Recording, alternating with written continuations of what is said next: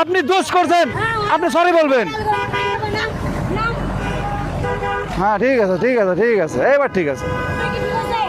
দেখছেন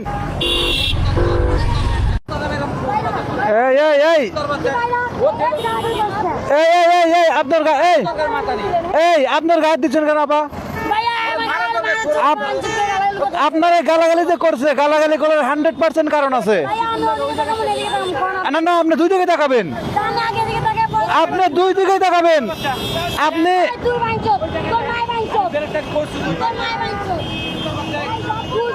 ভাই ভাই ভাই ভাই, আপনার কোনো দোষ নাই, আপনাকে ধন্যবাদ যে আপনারা বাঁচাইতে পারছেন। আপনারা কি ব্রেক করতে জানেন আপনি? আপা